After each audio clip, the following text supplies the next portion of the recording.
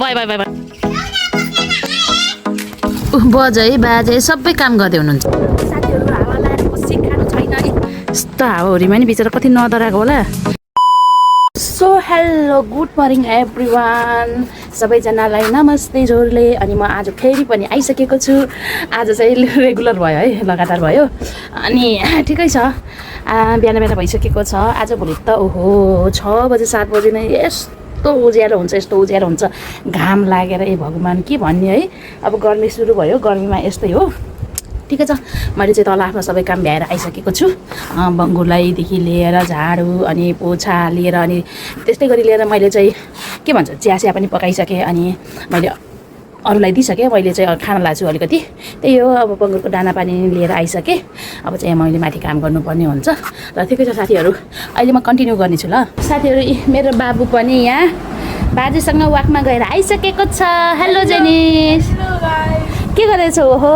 अनि चिया खाँदै पो है छ मोबाइल बिहान मोबाइल चलाउँदै बन्द गरे बाबु अनि तिमी घुमेर नि आइसक्यौ अनि बाबुको कपाल सपाल काटेर यस्तो खतरा हिरो भइसकेको छ जोगी जस्तो भएर हिँडे थियो भूत जस्तै अब स्कुल स्टार्ट हुन लाग्यो नि त त्यही भएर चाहिँ यहाँ खै देखाउँदै त कपाल ल हिरो भएको छ हिरो अहिले त हिरो भइसकेछ बाबु त बाबै नि ल ठिकै छ ल हेर न चिया खाने बानी लाएर यसलाई पनि के गर्ने नखाऊ भने नि मान्दैन ल त्यही हो साथीहरू म त अब भयो है जान्छु भनेर भनेको फेरि यहाँ बाबुलाई देखेर अलिकति रेकर्ड गरिहालेँ ठिकै छ अब चाहिँ म किचनतिर लाग्नुपर्छ अब त्यही हो बनाउँछु पकाउँछु खुलाउँछु पकाएर खुलाउँछु अनि म पनि खान्छु अनि दिउँसोभरिमा के हुन्छ भइहालेछ भने देखाउँला किनकि नत्र सिधै आज साथीहरू यस्तै छ मेरो त ल ठिकै छ ल 1 2 3 गो ल खेल्दै साथीहरू यो चाहिँ भिडियो सुट हुँदैछ ल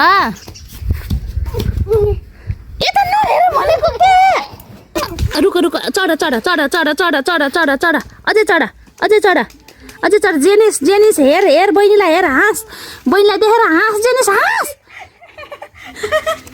तिमीले चढ भनेर माथि चढ भनेर हात देखाउ न 2 3 गो यता के कता हेरेको र 1 2 3 गो रुक माथि हेर्न पहिला रुखमा हेर त रुक है अलिक क्यामेरा राम्रो आएन क्या यताबाट ए झुन्डा फाल झर लोट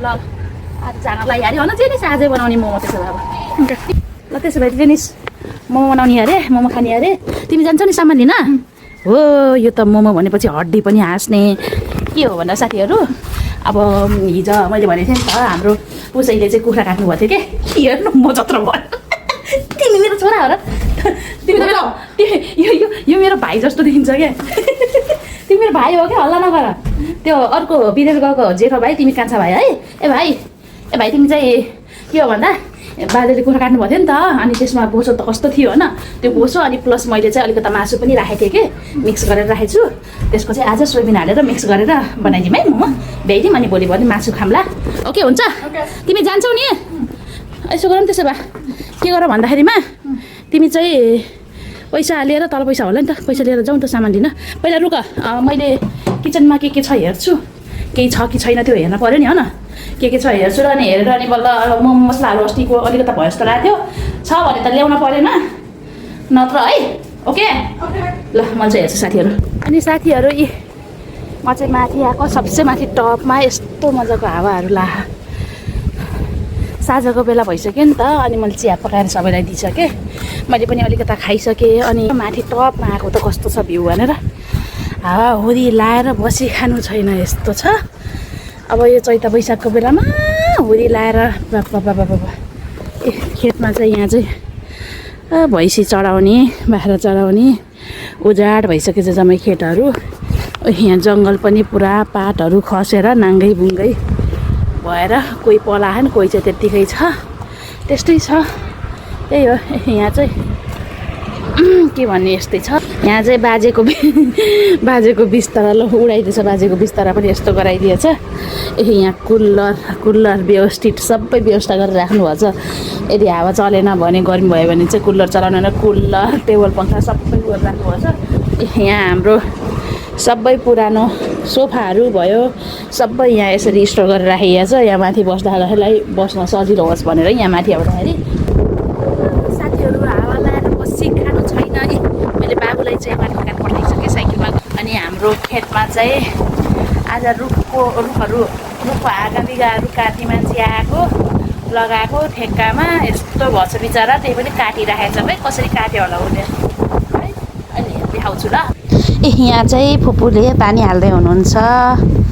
घाम पनि छ के साँझ भन्ने मात्रै यस्तै छ। घाम लाएर कस्तो भएछ बिजो पानी चाहिएछ बारीमा फुलमा सब्जीमा। त्यही भएर पानी लाउँदै हुनुहुन्छ। हावाहुरी पनि कति लगाएको के साथीहरू हेर्नु न। अब रुखै ढलाइदिएला जस्तो अलिअलि फलेको आँपहरू पनि जम्मै खसालिदिएर खाने बेलासम्म त एउटा नि रहन्न क्या जस्तो गर्छ भाइ। भन्यो नि यत्रो छ नि आँपको बुटा यहाँ यत्रो छ। यहाँ कति फले थियो। लिची भयो।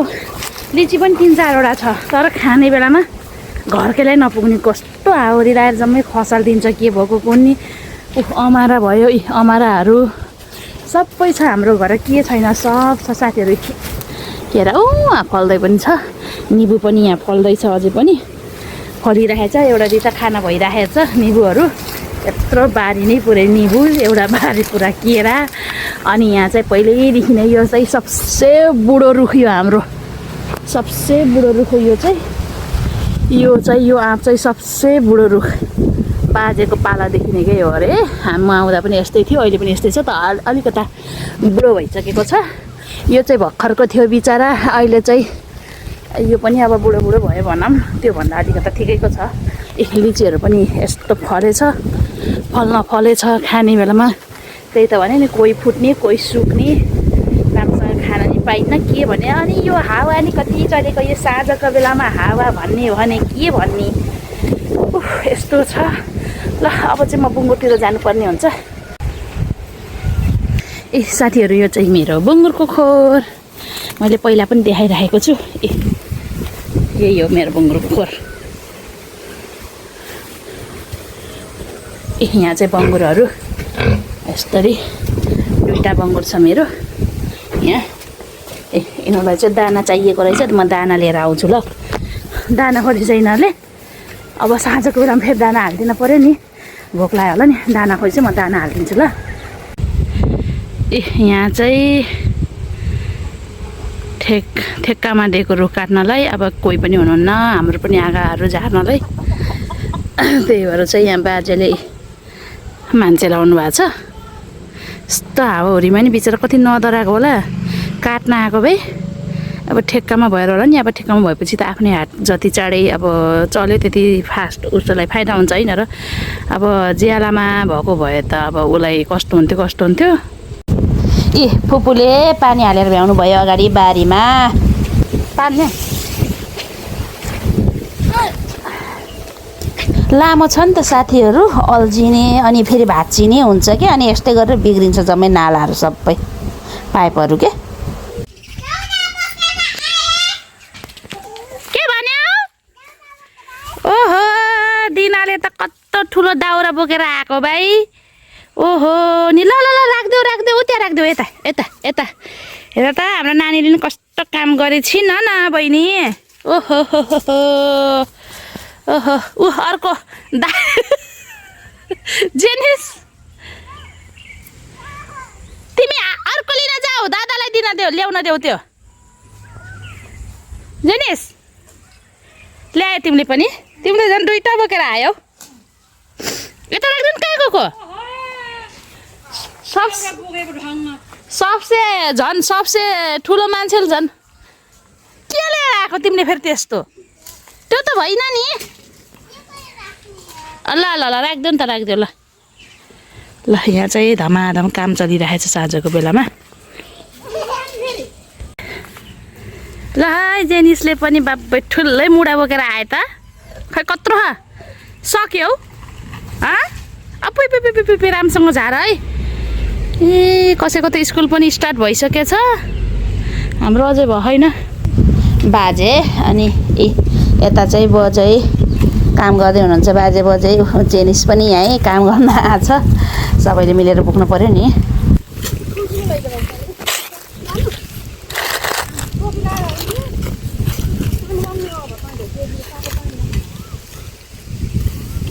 हेर्नु न, म त यहाँ बुमुको दाना पकाउँदै यहाँ दाउरा ओसार्दै गरिरहेको छु।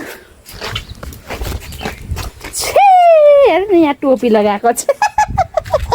घामसाम गइसक्यो, किन टोपी लगाएको भन त? कहाँ छैन? हिँड जाऊ। त्यही त, ओहो घाम छ आज है। तिम्रो कपडा त राम्रोसँग लगाऊ, यहाँ कपडा अड्कियो के। ल हिँड। कहाँ जाने यस्तो टोपी लगाएर? टोपी लगाएर कहाँ जाने तिमी? काम गर्न जान्छौ? भयो, पुग्यो। ल हिँड। काली हुने होला नि फेरि, काली तिमी। ल साथीहरू हेर्नुहोस्, म चाहिँ दाउरा बोक्दैछु। साँझको 5:30 भइसक्यो, 6 बज्न लाग्यो होला सायद। म चाहिँ दाउरा बोक्दैछु। यो चाहिँ हाम्रो केराबारी हो। केराबारी है, केराबारी। उहाँ चाहिँ निम्बुहरू छ, निम्बुको बारी। यति पुरै घारी नै घारी भएछ। अनि त्यही हो, म चाहिँ यहाँ दाउराहरू बोक्दैछु। यो पुरै बुट्टाहरूको झारेको के हाँगाहरू त्यही ओसार्दैछु म चाहिँ। तिमी आयो हौ? बोकिसोकी त्यत्तिकै आऊ नि तिमी। बोक जम हिँड। साथीहरू हेर्नु त, यहाँ बोक्दा थका लगाएर यहीँ पो झऱ्यो मेरो दाउरा त। अब फेरि उठाएर उता लानु पर्छ। ए बाबै थकै लाग्यो, सास पनि पर्न लाग्यो। फेरि पकाउनु जानुपर्ने हुन्छ। जियो र बाहुबली। ये हेलो गाइस, खै हेलो। ये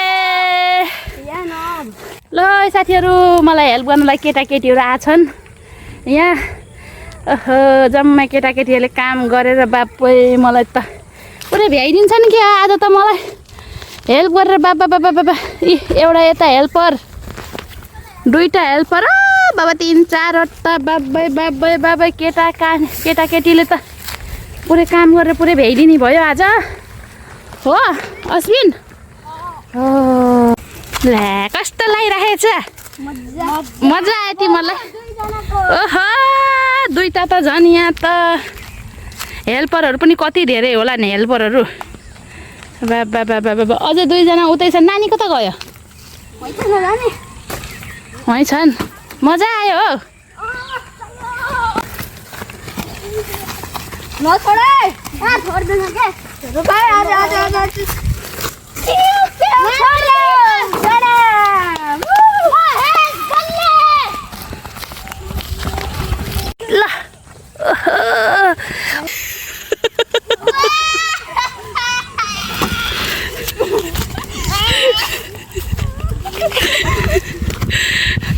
ल फेरि उठाऊ।